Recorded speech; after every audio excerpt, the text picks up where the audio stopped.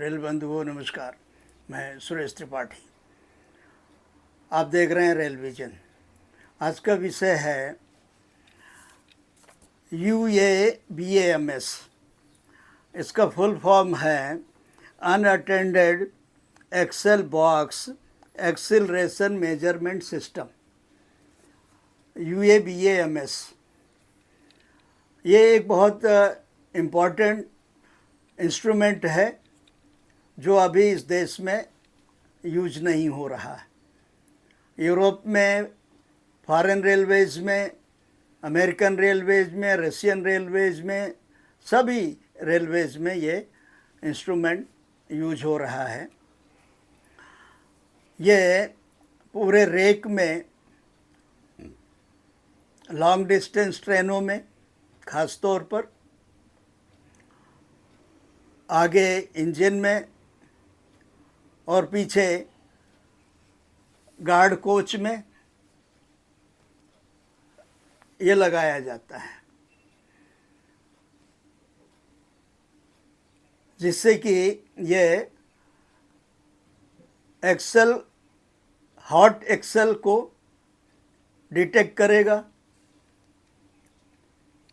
साथ में rail fracture को डिटेक्ट करेगा और इमीडिएट इसकी वार्निंग कंट्रोल को भेजेगा। इस तरीके से बहुत सारी दुर्घटनाएं बच सकती हैं। कवच ये काम नहीं कर सकता। कवच रेल फ्रैक्चर नहीं कवर कर सकता। कवच आपका हॉट एक्सेल नहीं डिटेक्ट कर सकता, जिसमें अरबों रुपए इन्वेस्ट किए जा रहे हैं।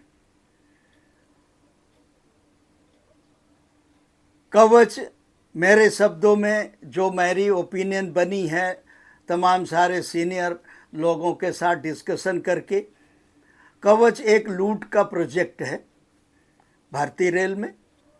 इससे बड़ी उसकी कोई अहमियत नहीं है और ना उसका बहुत ज़्यादा कोई यूज होने वाला है,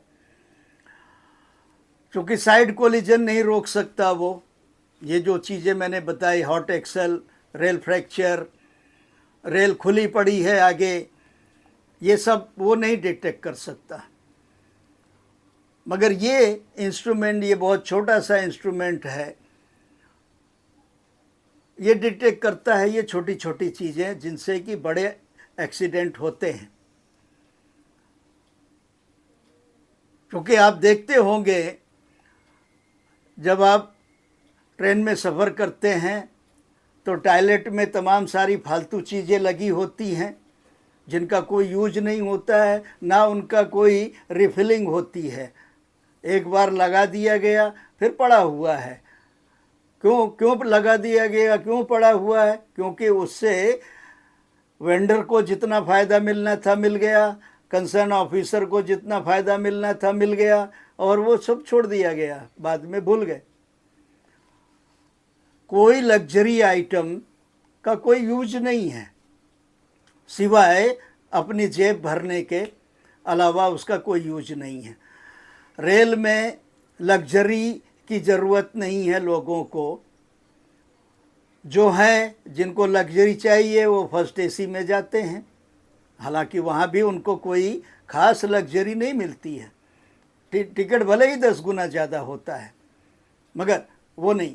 मगर ये जो सेफ्टी से रिलेटेड बहुत ही एडवांस और बहुत इम्पॉर्टेंट डिवाइस है, उसके लिए पिछले 10-12 साल से बड़ी लंबी कवायद चल रही है। RDSO के और रेलवे बोर्ड के कई सारे ऑफिसर इसकी स्टडी के नाम पर कई बार फॉरेन टूर भी कर आए, नतीजा शून्य है। और आपको जानकर आश्चर्य होगा कि इस संदर्भ में इस इंस्ट्रूमेंट की खरीद के लिए अब तक 6 टेंडर हो चुके हैं और 6 के 6 डिस्चार्ज हो चुके हैं किसी ना किसी कारण से। क्योंकि जो मुख्य कारण है वो ये है कि RDSO में और बोर्ड में बैठे कुछ अधिकारी एक पर्टिकुलर फर्म को फेवर करना चाहते हैं इस इंस्ट्रूमेंट में। अभी तो ये कुल मिला के 100, 125, 200 करोड़ का आइटम होगा, वो भी अगले 3, 4, 5 सालों में अभी से शुरू किया जाए तो। मगर आगे ये 1000 करोड़ से ऊपर का बिजनेस भी हो सकता है। इसलिए एक फर्म की ये पूरी कोशिश है, और हैदराबादी फर्में इस मामले में बहुत बदनाम हैं, इसमें कोई दो राय नहीं। और उन्होंने रेल में इस बुरी तरह से कब्जा करके रखा है, रेल को इस बुरी तरह से कैप्चर करके रखा है कि पूरा सिस्टम कसमसा रहा है। उनमें से एक ये भी फर्म है। लेटेस्ट जो टेंडर हुआ था वो साउथ सेंट्रल रेलवे से करवाया गया, इसके पहले आईसीएफ से किया गया और डिफरेंट रेलवे से किया गया, सब खड्डे में गया, कोई फाइनल डिसीजन तक नहीं पहुंचा। किसी के पास में प्रॉपर एलिजिबिलिटी क्राइटेरिया नहीं है, तो किसी के पास में इसकी उसकी दूसरी टेक्नोलॉजी है, मगर उसको यहाँ घुसाया जा रहा है और इस तरह उसको फेवर करने का। और बार बार रिप्रेजेंटेशन हो रहे हैं। कुछ फर्मों ने तो तौबा कर ली, हाथ जोड़ लिया कि इसमें पार्टिसिपेट ही नहीं करना। 8-8, 10-10 महीने रोक करके टेंडर डिस्चार्ज कर दिए गए। अब आप सोचिए, 19 में पहला टेंडर हुआ था इसका, और पिछले 6-7 सालों में 9 सालों में 9 साल में 6 टेंडर डिस्चार्ज हो गए, एक का भी फाइनल रिजल्ट नहीं आया। आप सोचिए, जो छोटी मोटी घटनाएं हुई हैं, सैकड़ों की संख्या में, छोटी मोटी मतलब छोटी मोटी नहीं, सैकड़ों की संख्या में ये बड़ी घटनाएं हो जाती हैं। ये सारी डिटेक्ट हो सकती थी समय रहते अगर ये इंस्ट्रूमेंट लगा होता। मगर आरडीएसओ के और बोर्ड के कंसर्न ऑफिसर्स की नीयत करप्ट है, नीयत साफ नहीं है, इसीलिए वो ये इंस्ट्रूमेंट का कोई भी टेंडर फाइनल नहीं होने दे रहे हैं। हर बार इसकी एलिजिबिलिटी क्राइटेरिया में, इसके स्पेसिफिकेशन में कुछ ना कुछ नया जोड़ देते हैं या कुछ ना कुछ घटा देते हैं, और ये खेल 9 साल से चल रहा है। पता नहीं एमआर सेल कहाँ सो रहा है, पता नहीं सीआरबी और सीआरबी सेल और एमटीआरएस सेल कहाँ सो रहा है। क्यों ये मुर्दे की नींद में हैं? क्यों ये मरे हुए लोग हैं? क्यों इनको चेतना नहीं आती है? अगर यही स्थिति रहेगी और कोई देखने वाला नहीं होगा तो ये खेल चलता रहेगा। हमारा किसी वेंडर को या किसी फर्म को फेवर करने का उद्देश्य नहीं है, वो आज है कल नहीं है, मगर ये सिस्टम रहेगा, ये रेल रहेगी, और इस रेल की भलाई के लिए लाखों जो करोड़ों लोग रोज इसमें चलते हैं, उनकी सेफ्टी और सिक्योरिटी के लिए जो भी किया जा सकता है वो किया जाना चाहिए एज द अर्लीस्ट। मगर 9 साल इसमें वेस्ट कर दिए गए। आप क्षमा के पात्र नहीं हैं, आपकी तो गर्दनें उड़ा दी जानी चाहिए। इतना क्रोध आ रहा है इन सब चीज़ों को देख सुन करके। आपके दिमाग में, आपकी खून में, आपके हर कोशिका में इतना करप्शन घुस गया है, इतनी बेईमानी घुस गई है कि करोड़ों लोगों की सेफ्टी सिक्योरिटी की आपको चिंता नहीं है, आपको सिस्टम की भलाई की चिंता नहीं है। जिसका दिया हुआ खा रहे हैं, उसके साथ ही दगाबाजी कर रहे हैं, उसके साथ ही एहसान फरामोशी कर रहे हैं। शायद इन शब्दों का अर्थ भी आपको नहीं पता होगा। कृतज्ञता क्या होती है, इस बारे में तो कभी आपने विचार भी नहीं किया होगा। इसीलिए अकृतज्ञता, एहसान फरामोशी की भावना आपके दिमाग में हमेशा रहती है, बेईमानी और स्वार्थ के चलते। 9 साल में बहुत कुछ बन जाता है और बिगड़ जाता है। क्यों नहीं आपने इस चीज़ को देखा? कारण क्या है? आपके स्पेसिफिकेशन तय नहीं हो रहे, आपकी एलिजिबिलिटी क्राइटेरिया तय नहीं हो रही, आप किसी एक फर्म को फेवर करने की क्यों सोच रहे हैं? आप कहेंगे इसका क्या प्रमाण है? ये 6 के 6 टेंडर जो डिस्क्वालीफाई हुए, डिस्चार्ज हुए, यही उसका सबसे बड़ा प्रमाण है आपकी बदनीयती का, आपकी बेईमानी के, आपके करप्ट दिमाग के। ये उसके सबसे बड़े प्रमाण हैं। अगर ऐसा नहीं है तो आप डिनाई कर दीजिए, आप जारी करिए एक प्रेस रिलीज इसके बारे में और दीजिए सारी तर्क कि क्यों आपने ये डिस्चार्ज किए, क्यों ये 9 साल वेस्ट हुए, क्यों आप बार बार विदेश दौरे पर इसकी स्टडी के नाम पर मौज मस्ती करने गए।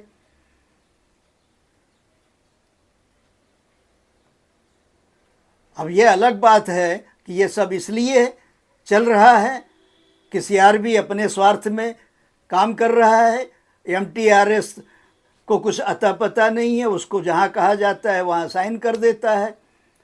सारे मेंबर्स की यही स्थिति है, सीआरबी उन्हें डिक्टेट कर रहा है, उनके पावर इस्तेमाल कर रहा है। कॉन्ट्रैक्ट का यही अर्थ होता है, खाओ खिलाओ और मजे करो, सिस्टम गया भाड़ में। ऐसा कब तक चलेगा? ये विचार करने की जरूरत है मंत्री को, सरकार को, क्योंकि ये निकम्मे और नालायक करप्ट लोगों के बस की बात नहीं है कि वो कोई डिसीजन समय पर ले सकें। इनकी नीयत साफ नहीं है, इनके दिमाग में करप्शन घुसा हुआ है, इनके दिमाग में पक्षपात घुसा हुआ है, भेदभाव घुसा हुआ है, इनके दिमाग में निजी स्वार्थ के अलावा और कुछ आता ही नहीं है। अन्यथा अगर ऐसा नहीं है तो आप डिनाई कर दीजिए, आप जस्टिफिकेशन दे दीजिए कि 9 साल क्यों बर्बाद हुए, 6 के 6 टेंडर क्यों डिस्चार्ज हुए, क्या ये इंस्ट्रूमेंट इम्पॉर्टेंट नहीं है? अगर इम्पॉर्टेंट नहीं है तो फिर पूरे प्रोजेक्ट को खारिज किया जाए। क्यों ये कवायद बार बार हो रही है? क्यों बार बार 2 4 10 फर्मों की सिक्योरिटी और बैंक डिपॉजिट ली जा रही है?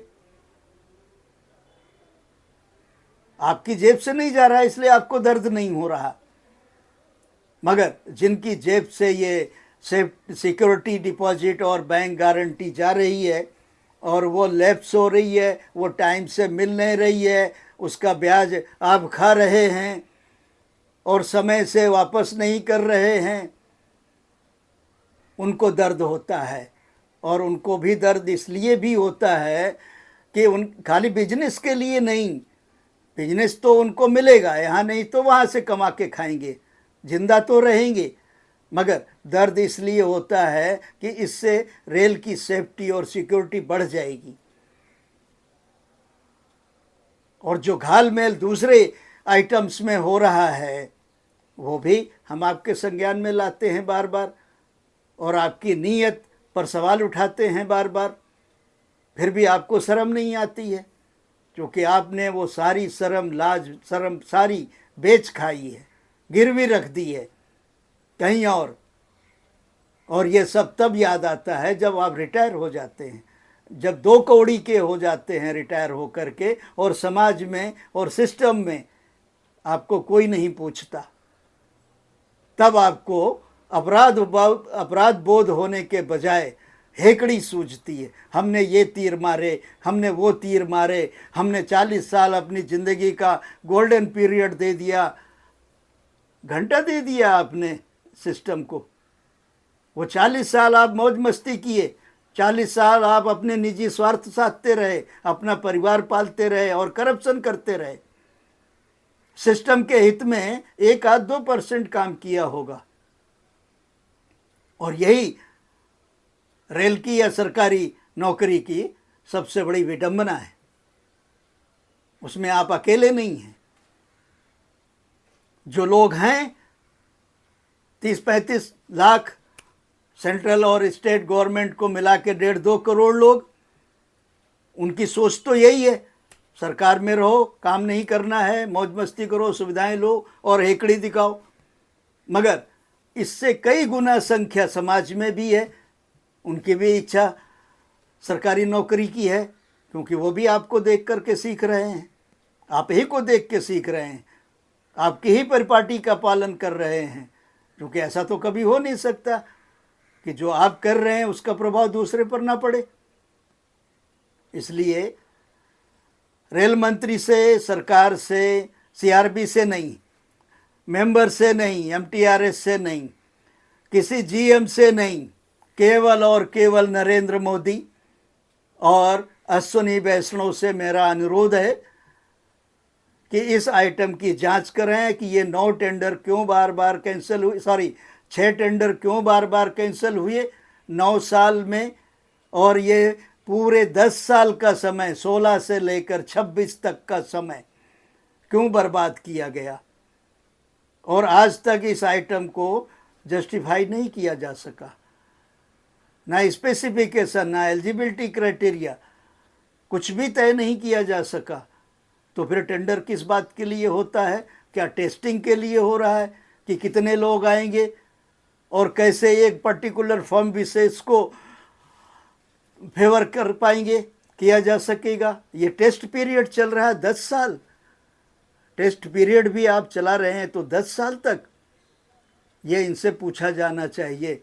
अगर आप नहीं पूछते हैं तो आप भी इन्हीं की लाइन में खड़े हुए मेरी नज़र में कम से कम नज़र आएंगे। धन्यवाद।